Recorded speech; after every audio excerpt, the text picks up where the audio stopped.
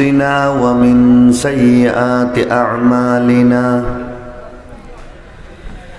من يهده الله فلا مضل له ومن يضلله فلا هادي له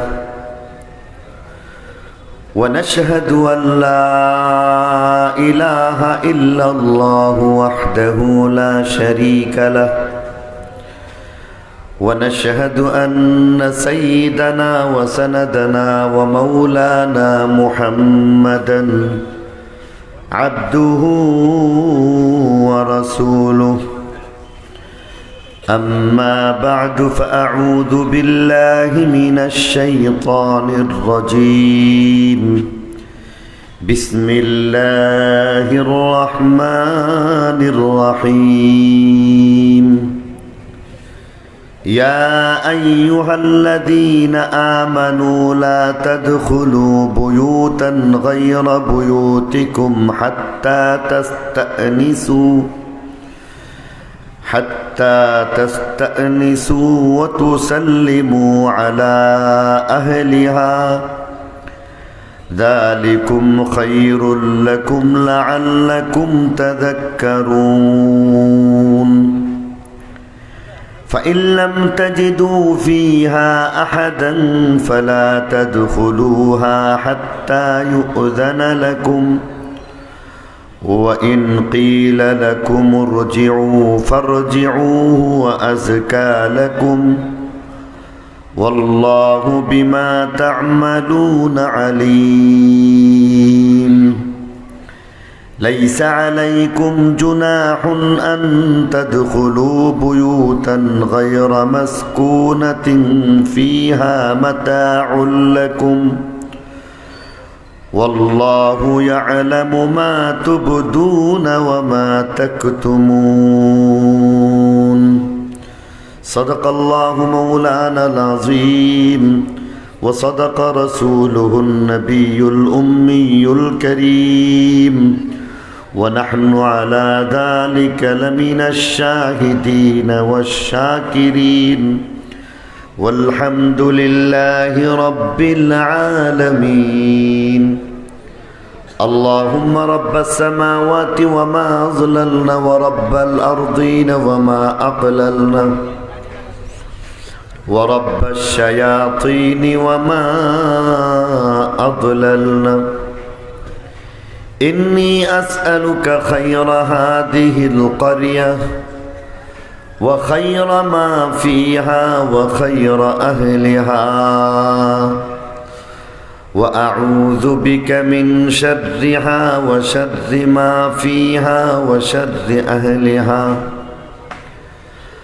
اللهم ارزقنا جناها وحببنا إلى أهلها وحبب صالحي أهلها إلينا مولاي صل وسلم دائما أبدا على حبيبك خير الخلق كلهم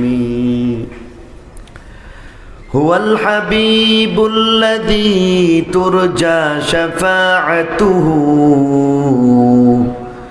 لكل هول من الأهوال مقتحم بلغ العلا بكماله كشف الدجى بجماله حسنت جميع خصاله صلوا عليه وآله اللهم صل وسلم وبارك عليه শায়েস্তাগঞ্জ পুরান বাজার তফসির কমিটির উদ্যোগে আয়োজিত 7 দিন ব্যাপী 80তম পবিত্র তফসিরুল কোরআন মাহফিলের জনাব সভাপতি মুআজ্জাজ ও মুহতারাম উলামায়ে কেরাম মুরব্বিয়ান ইজাম বেরাদারান ইসলাম পর্দার আড়ালের মা ও বোনেরা আল্লাহ পাকের দয়ার মেহেরবানি যে আল্লাহ তাআলা আমাকে আপনাকে বরকতময় কোরআনের এই মজলিসে আসার বসার তৌফিক দিলেন আল্লাহর শুকরিয়া হিসাবে দিল থেকে সবাই বলি আলহামদুলিল্লাহ।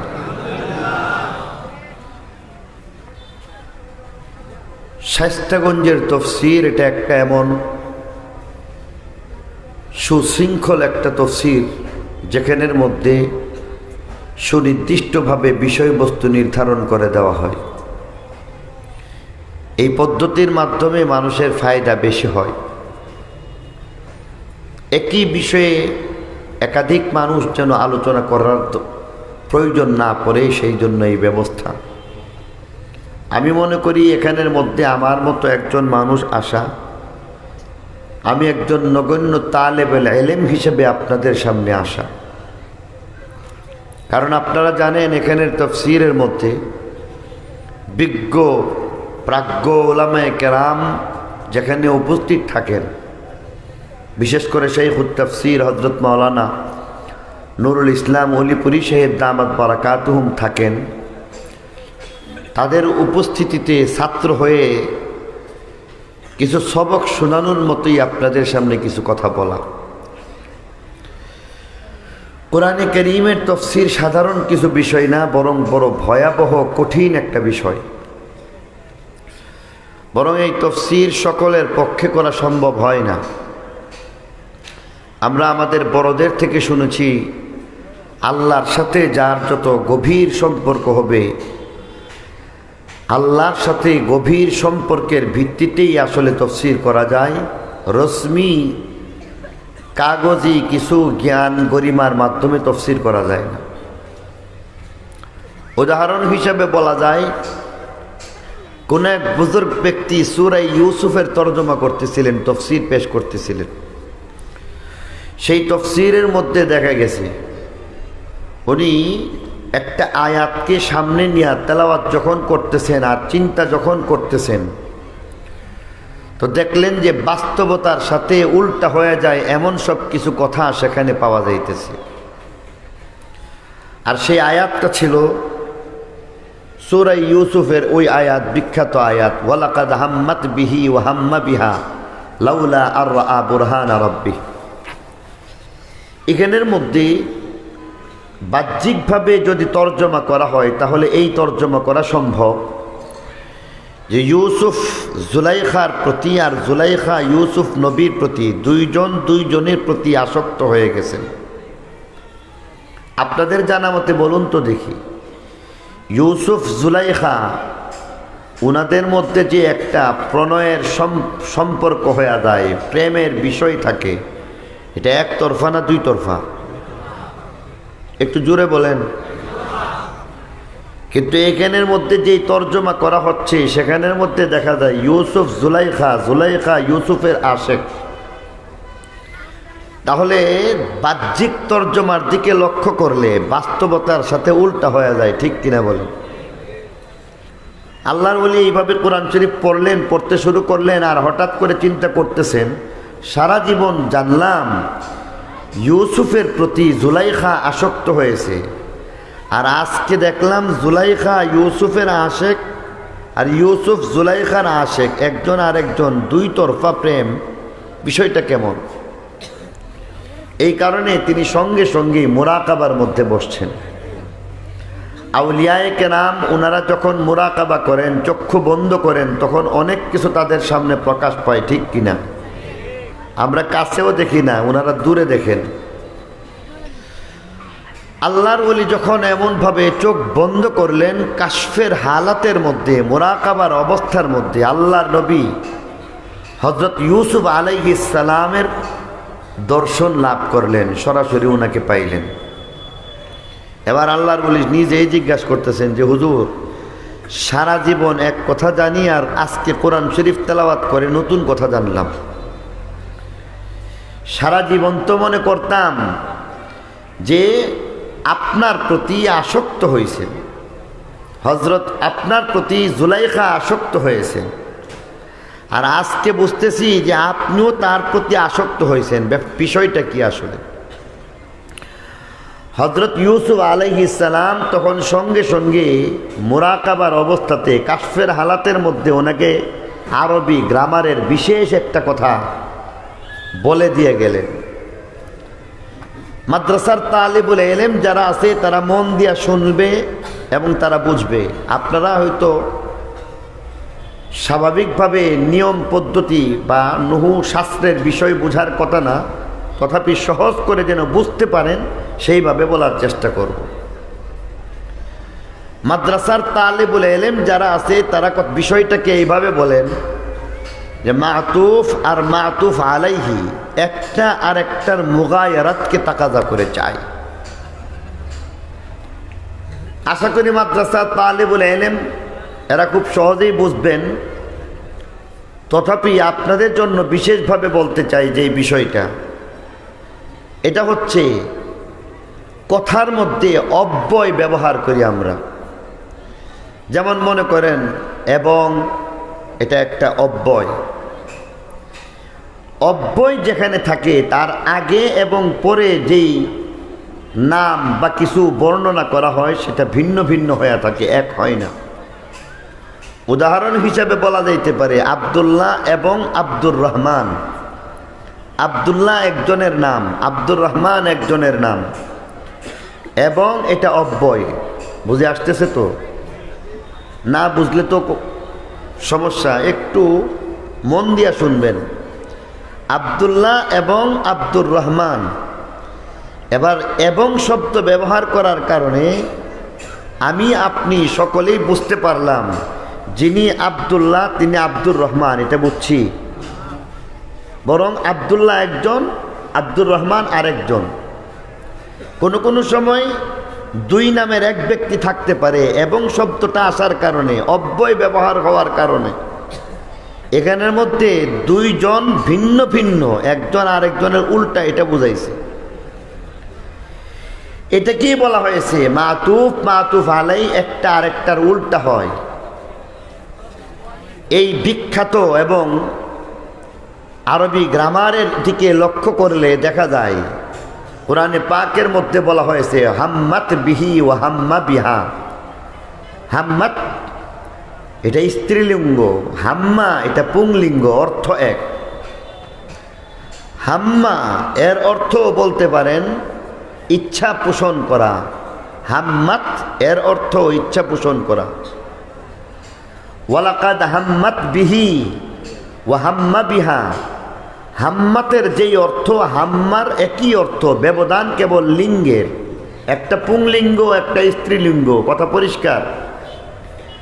বুঝে থাকলে বলেন যে এবার হাম্মাত এবং হাম্মা দুইটা এক অর্থ হয়েছে, ওয়াও মানে এবং। আরবি নিয়ম অনুযায়ী অব্যয় ওয়াও যদি ব্যবহার করা হয় তাহলে আগের অর্থ আর পরের অর্থ এক হবে না ভিন্ন হবে? ভিন্ন ভিন্ন হয়ে যাবে। এবার দেখেন অর্থ কত চমৎকার হয়ে গেছে। আল্লাহ বলেন ওয়ালাকাদ হাম্মাত বিহি, অর্থাৎ হযরত ইউসুফ আলাইহিস সালামের প্রতি জুলাইখা আসক্ত হয়ে গেছে। ওয়াও মানে এবং, ওয়া হাম্মা বিহা দ্বিতীয়টার অর্থ আসক্ত হওয়া। এটা কি করা যাবে না উল্টা হবে? উল্টা করতে হবে। তাহলে তার অর্থ হবে ওয়া হাম্মা বিহা। আর হযরত ইউসুফ আলাইহিস সালাম উনি ওনার নিজের ঈমান বাঁচিয়ে ফেলছেন। এবার অর্থের মধ্যে কোনো ব্যবধান আছে, কোনো সমস্যা আছে? আপনারা কি আমার কথা বুঝতেছেন? মেহরবানি করে একটু উত্তর দিলে খুশি হব। এবার অর্থে কোনো সমস্যা আছে?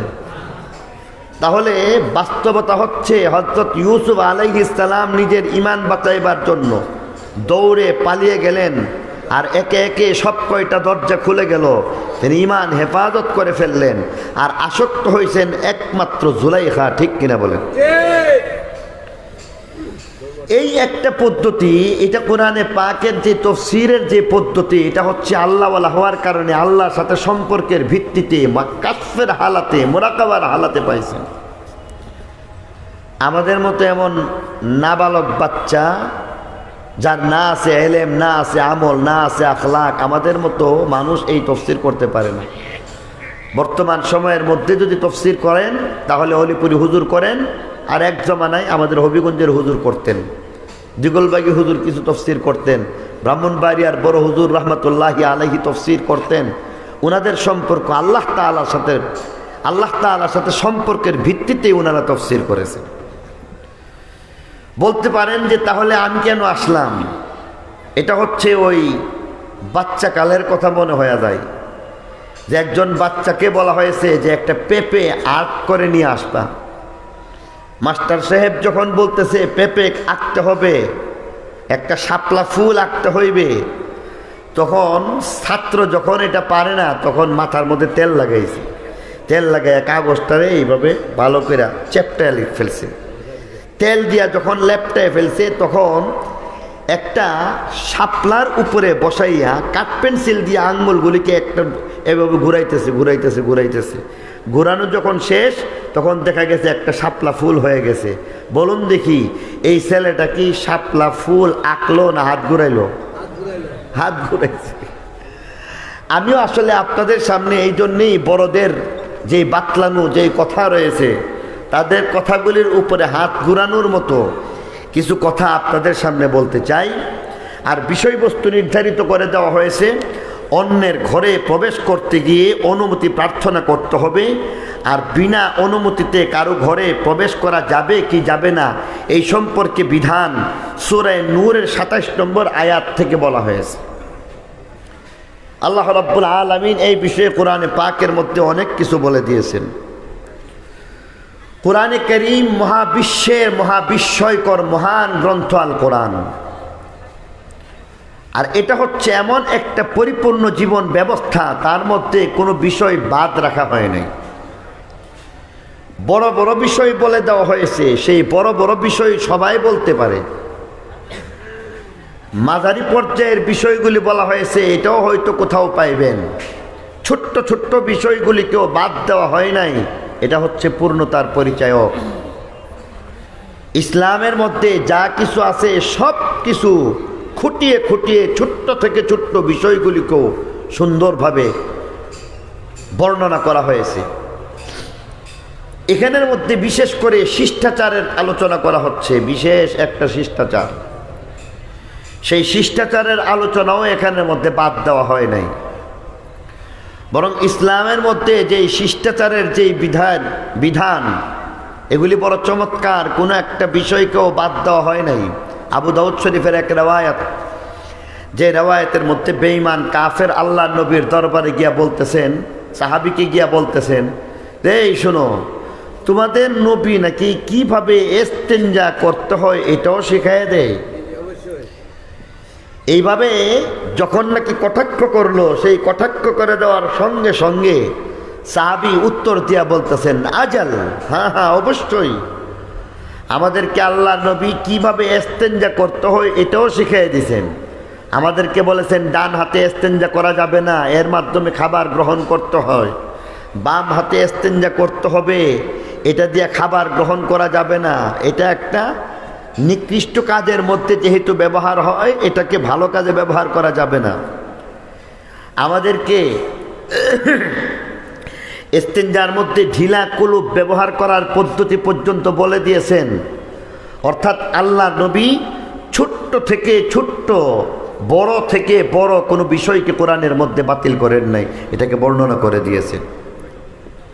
এক হাদিসের মধ্যে কোরআনের বর্ণনা দিতে গিয়ে আল্লাহ নবী ফরমান, কোরআনের পরিচয় দিয়েছেন আল্লাহর নবী, কিতাবুল্লাহ ফীহি নাবাউ মা ক্বাবলাকুম ওয়া খাবরু মা বা'দাকুম ওয়া হুকমু মা বাইনাকুম। কিতাবুল্লাহ, আল্লাহর কিতাবটা কেমন জানো?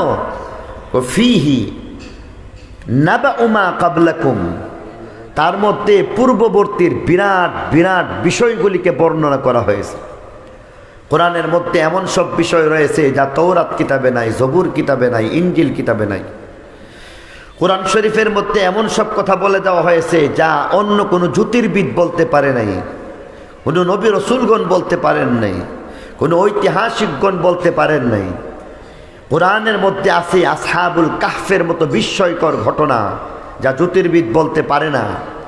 কোরআনের মধ্যে আছে আসহাবুল কাহফের মতো এমন আশ্চর্যকর ঘটনা যা তৌরাত, জবুর, ইনজিল কিতাব বলতে ব্যর্থ হয়ে গেছে, নবী রসুলগণ পর্যন্ত বলতে ব্যর্থ হয়ে গেছে। ওয়া হুকমু মা বাইনাকুম ওয়া খাবরু মা বা'দাকুম, ভবিষ্যতের কথাও কোরআনের মধ্যে বলে দেওয়া হয়েছে। ওয়া হুকমু মা বাইনাকুম, তোমাদের সকল সমস্যার সমাধান কোরআনের মধ্যে দিয়ে দেওয়া হয়েছে। লম্বা হাদিসের এই অংশের দ্বারা আমরা বুঝতেছি যে কোরআন শরীফের মধ্যে সকল সমস্যার সমাধান আছে না নাই? অবশ্যই তার মধ্যে আছে। অতএব ছোট্ট হইতে পারে, ছোট্ট সমস্যাও এর সমাধান কোরআন থেকে আমাকে নিতে হবে। বড় বিষয়গুলির সমাধান কোরআন থেকে নিয়েছি, মহাশূন্যের কথা কোরআন থেকে নিয়েছি, বিজ্ঞানের সমাধান কোরআন থেকে নিয়েছি, চিকিৎসার সমাধান কোরআন থেকে নিয়েছি। ব্যক্তি, পরিবার, সমাজ, রাষ্ট্র, আন্তর্জাতিক পর্যায়ের যত সমস্যা আছে, বড় বড় সমস্যার সমাধান যেমন কোরআন দিতে পারে, ব্যক্তি জীবনে ছোট্ট ছোট্ট সমস্যার সমাধান কোরআন অবশ্যই দিতে পারে। আর এমনই একটা সমস্যা হচ্ছে, কারো বাড়ির মধ্যে প্রবেশ করবেন, অন্যের ঘরে প্রবেশ করবেন, তখন আমাকে আপনাকে কোন পথ অবলম্বন করতে হবে, কোন পদ্ধতিতে আমাদেরকে সামনে অগ্রসর হতে হবে, এই সব বিধানাবলী সূরাতুন নূরের ২৭ নম্বর আয়াত থেকে পরিষ্কারভাবে আল্লাহ আমাদেরকে জানিয়ে দিয়ে গেছেন। আল্লাহ বলেন, ইয়া আইয়ুহাল্লাযীনা আমানু লা তাদখুলু বুয়ুতান গায়রা বুয়ুতিকুম হাত্তা তাস্তানিসু ওয়া তুসাল্লিমু আলা আহলিহা যালিকুম খায়রুল লাকুম লাআল্লাকুম তাযাক্কারুন। ইয়া আইয়ুহাল্লাযীনা আমানু, হে ঈমানদারেরা, লা তাদখুলু বুয়ুতান গায়রা বুয়ুতিকুম, তোমরা তোমাদের ঘর ছাড়া অন্যের ঘরের মধ্যে প্রবেশ করবে না। হাত্তা তাস্তানিসু ওয়া তুসাল্লিমু আলাইহা, যতক্ষণ পর্যন্ত দুইটা কাজ করবে না ততক্ষণ প্রবেশ করবে না। ১ নম্বর কাজ হাত্তা তাস্তানিসু, হাত্তা তাস্তানিসু, যতক্ষণ পর্যন্ত তোমরা ইজাজত গ্রহণ করবে না, অনুমতি প্রার্থনা করবে না, ততক্ষণ পর্যন্ত কারো ঘরে প্রবেশ করবে না। ১ নম্বর কাজ। ২য় নম্বর কাজ হইতেছে ওয়া তুসাল্লিমু আলা আহলিহা, তাদের উপরে সালাম না দিয়া সেই ঘরের মধ্যে প্রবেশ করবা না। তাহলে ঘরের মধ্যে প্রবেশ করার 2টা পদ্ধতির, ১ নম্বর হচ্ছে ইজাজত নিতে হইবে, ২য় নম্বর সালাম দিতে হইবে। এই ইজাজত দেওয়া আর সালাম দেওয়া এটা অত্যন্ত উন্নত শিষ্টাচারের বহির্প্রকাশ, ঠিক কিনা বলেন? কারণ আপনি আমি যখন কারো ঘরের মধ্যে প্রবেশ করব, সেই সময়ের মধ্যে দেখা যাইবে অবশ্যই অনুমতি নেওয়া লাগবে। অনুমতি নিয়ে প্রবেশ করলে কোনো অসুবিধা নাই, আর অনুমতি ছাড়া প্রবেশ করলে বিরাট সমস্যা। নিজের সমস্যা হইতে পারে, অন্যের সমস্যা হয়ে যাইতে পারে, বাড়িওয়ালার সমস্যা হইতে পারে, অথবা আগন্তুকের সমস্যা হয়ে যাইতে পারে। ইজাজত ছাড়া যখন কেউ প্রবেশ করবে, বাড়ির মানুষগুলি বিভ্রান্ত হয়ে যাইতে পারে, মনে করতে পারে আমার ঘরের মধ্যে চোর প্রবেশ করলো, আমার ঘরের মধ্যে ডাকাত প্রবেশ করলো, আমার ঘরের মধ্যে কোনো না কোনো ক্ষতি সাধন করার জন্য এমনভাবে চুপ করে প্রবেশ করে ফেলল। অন্যের অবস্থা হচ্ছে, যার ঘরের মধ্যে প্রবেশ করতেছে তার ক্ষতি হওয়ার সম্ভাবনা থাকে। কেননা যার ঘরের মধ্যে আপনি প্রবেশ করবেন, তার ঘরের মধ্যে ব্যক্তিগত প্রাইভেসি থাকতে পারে, গোপনীয়তা থাকতে পারে। হইতে পারে তিনি সেখানের মধ্যে যেই অবস্থার মধ্যে আছেন, এই অবস্থার মধ্যেই থাকার কারণেই তার লজ্জা হয়ে যাইতে পারে। অতএব আমার আল্লাহ বলেন, এমনটা করা যাবে না। নিজের ক্ষতি করা যাবে না, অন্যের ক্ষতি করা যাইবে না। নিজের ক্ষতি, আসলে তুমি ভালো মানুষ, তোমাকে চোর বানায় ফেলবি। নিজের ক্ষতি হইতেছে, আসলে তুমি ভালো মানুষ, তোমাকে ডাকাত বানানো হইবে। নিজের ক্ষতি হইতেছে, আসলে তুমি ভালো মানুষ, তোমাকে মনে করা হইবি, দুরভিসন্ধি নিয়া তুমি সেখানের মধ্যে প্রবেশ করলা। তোমাকে হয়তো সন্দেহভাজন বানাইয়া তোমার পিছনে এবার মামলাও হয়ে যাইতে পারে।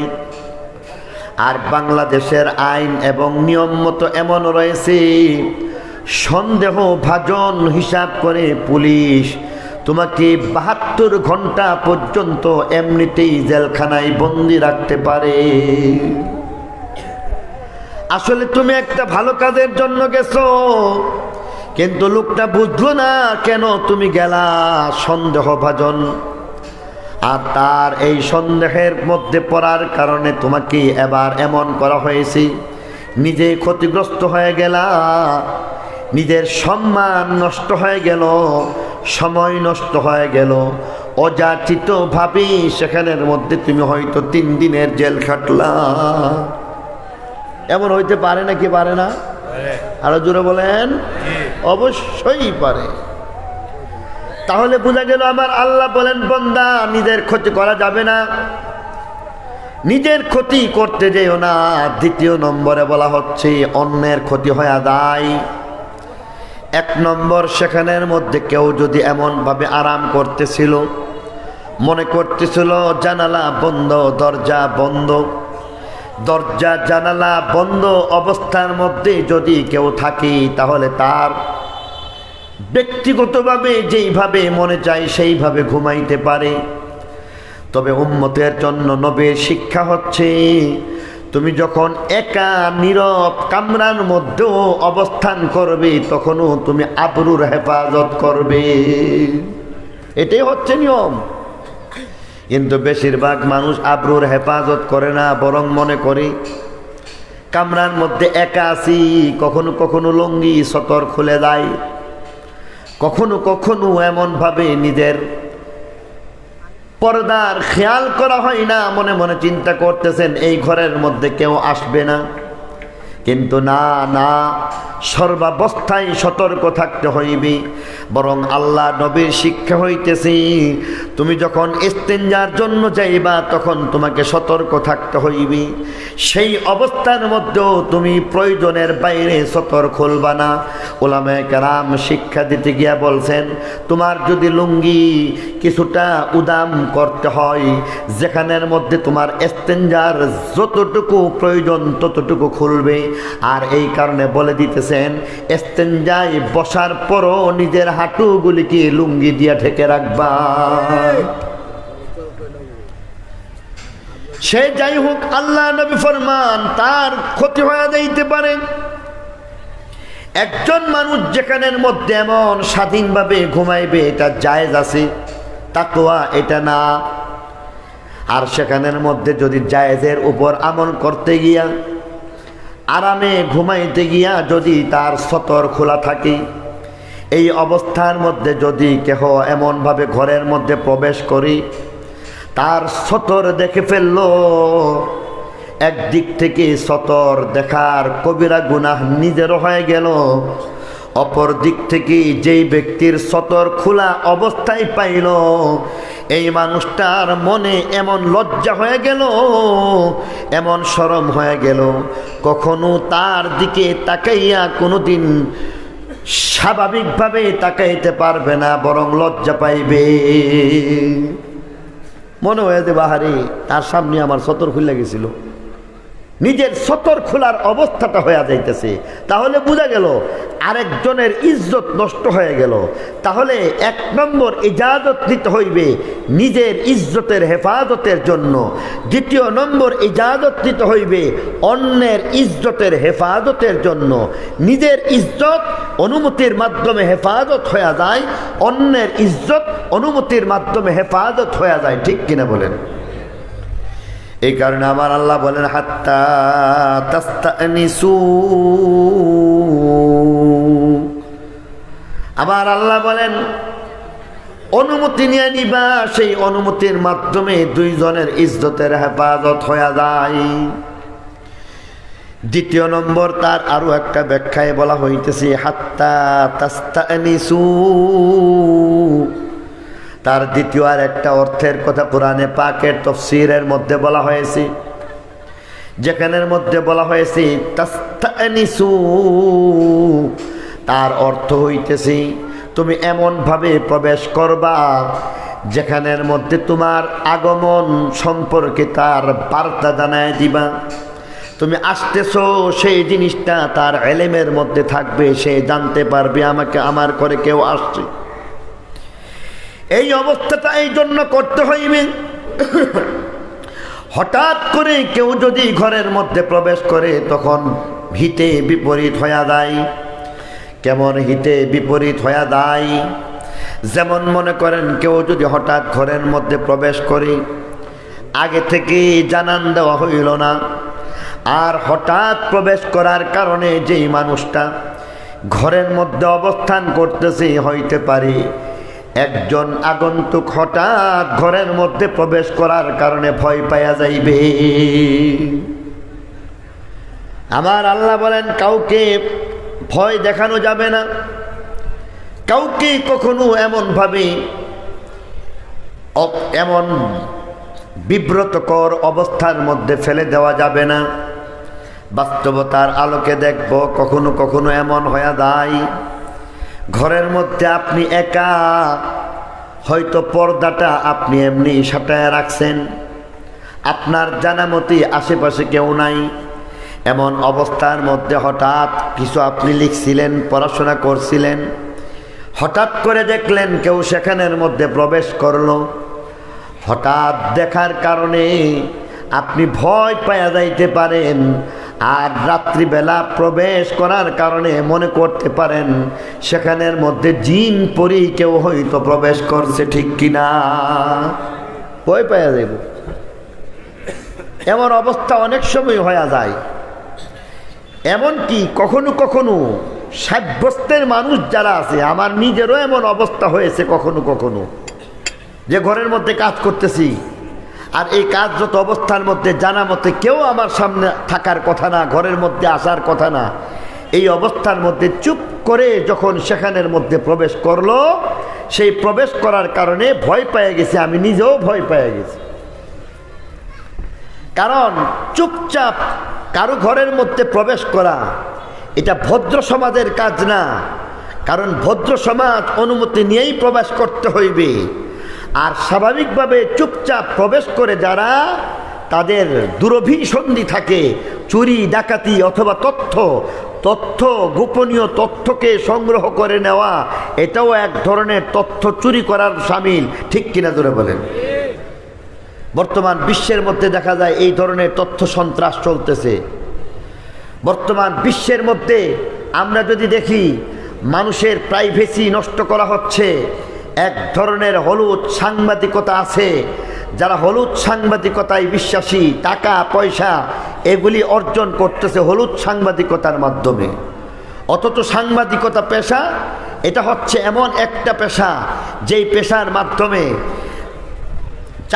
ঘুমন্ত বিবেককে জাগ্রত করার পেশা, যেখানের মধ্যে আপনি সঠিক বিষয়গুলিকে উত্থাপন করবেন, তার মাধ্যমে জনগণ উপকৃত হইবে। ব্যতিক্রমী দেখা যাচ্ছে মাঝে মধ্যে ভিতরগত প্রাইভেট এমন সব কিছু সেখান থেকে খুঁটিয়ে খুঁটিয়ে বের করা হচ্ছে, যা শরীয়তের মধ্যে আজও অনুমোদন করা হয় না। আমরা এই ধরনের হলুদ সাংবাদিকতা যারা করে তাদের হেদায়েতের জন্য দোয়া করি, কি বলেন?